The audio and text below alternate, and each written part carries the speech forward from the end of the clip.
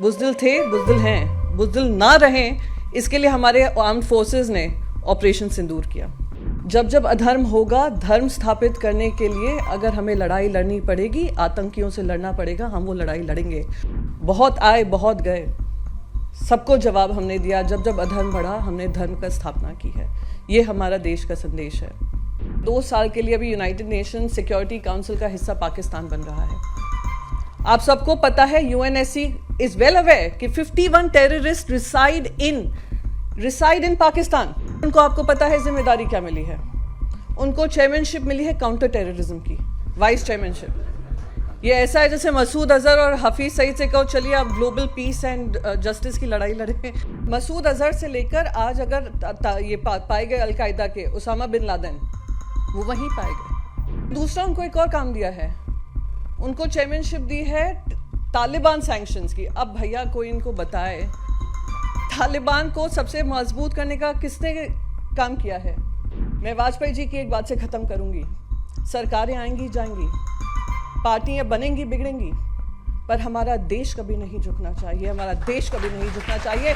This is the last leg of a tour and this would be incomplete if I don't thank our ambassadors, our high commissioners, our diaspora in all the countries we visited.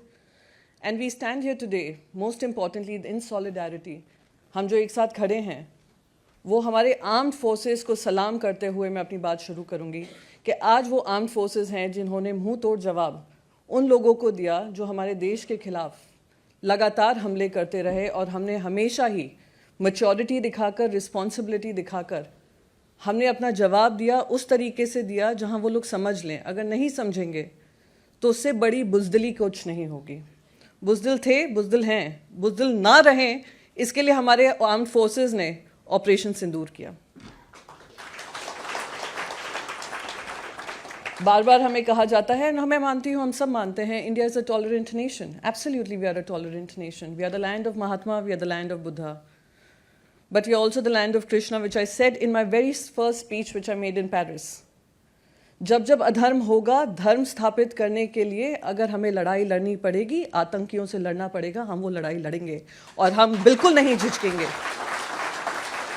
ये हमारा देश का संदेश रहा है, सदियों से रहा है, सेंचुरीज से रहा है। बहुत आए, बहुत गए, सबको जवाब हमने दिया। जब जब अधर्म बढ़ा, हमने धर्म का स्थापना की है। ये हमारा देश का संदेश है। दूसरी इंपॉर्टेंट चीज़ मैं यहाँ पर कहना चाहती हूँ, और कम शब्दों में ही कहूँगी, बहुत सारी चीज़ें लिखकर आई थी पर अब समय नहीं है। हमने जो ऑपरेशन सिंदूर किया, अपने ही देश में रहकर हमारी आर्म्ड फोर्सेस ने उनके आतंकी हमलों पर, आतंकी जगहों पर हमले किए। ये आतंकी जो जगह हैं वो हमारे देशवासियों ने नहीं निर्धारित की हैं, यूनाइटेड नेशंस ने निर्धारित की हैं। यूनाइटेड नेशंस का काम हम कर रहे हैं उन आतंकी कैंप्स को ख़त्म कर।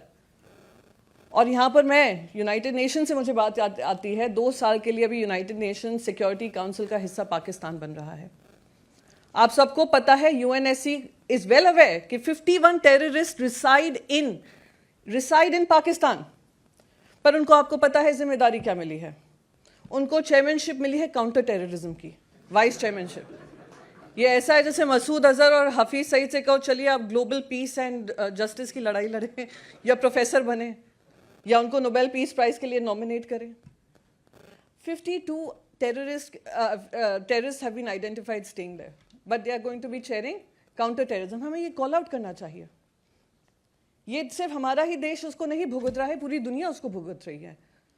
मसूद अजहर से लेकर आज अगर ये पाए गए अलकायदा के उसामा बिन लादेन, वो वहीं पाए गए।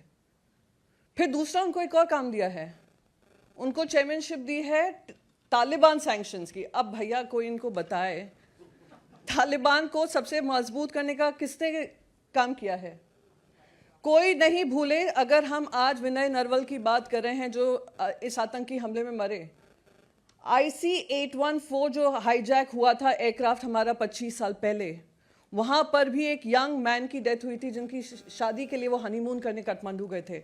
वही 5 आतंकवादी पाकिस्तान के कंडाहर में रुके थे, और तालिबानियों ने जो टेररिस्ट थे उनको रिहा कराने के लिए पाकिस्तान के आतंकवादियों के साथ लड़ाई लड़ी थी। आप उनकी चेयरमैनशिप करेंगे, आप क्या संदेश दे रहे हैं दुनिया भर में?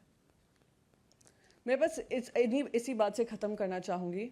आज हम लोग सब, खुशी इस बात की होती है हमारा डायस्पोरा तो हमारे साथ ही है, जो उन्होंने कोशिश की, उनका जो अंदर का जनरल आसिम मुनीर जो फील्ड मार्शल बन गए हैं, उनका अंदर का जिन्ना जाग उठा था और उन्होंने वो एक स्पीच दी थी, हिंदू और मुसलमान साथ साथ नहीं रह सकते। आज इंडिया ने ही दिखाया है कि 200 मिलियन मुसलमान हैं और हम साथ साथ रह सकते हैं और साथ साथ रहकर उनको मुंह तोड़ जवाब दे सकते हैं। उन्होंने कोशिश ये भी की थी कि राजनीतिक जो पक्ष हैं उनको आपस में लड़ाएंगे, पर आज हम सब एक साथ होकर आपके सामने खड़े हैं। और मैं लास्ट अपनी बात इस बात से ख़त्म करूंगी। मैं उस पार्टी से आती हूं जिस पार्टी ने कहा था जब तक पाकिस्तानी आतंकवादियों को ख़त्म नहीं करेंगे हमारा कोई रिश्ता पाकिस्तान से नहीं होना चाहिए, ना कोई इकोनॉमिक ट्रेड होना चाहिए, और हम आज भी उस बात पे कायम हैं। गर्व होता है मैं उस पक्ष से आती हूँ। पर साथ ही साथ मैं वाजपेयी जी की एक बात से ख़त्म करूंगी। सरकारें आएंगी जाएंगी, पार्टियां बनेंगी बिगड़ेंगी, पर हमारा देश कभी नहीं झुकना चाहिए, हमारा देश कभी नहीं झुकना चाहिए।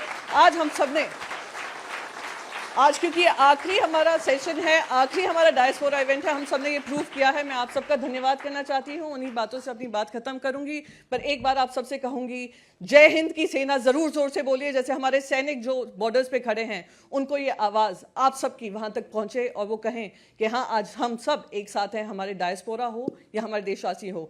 जय हिंद की सेना, जय हिंद, जय भारत।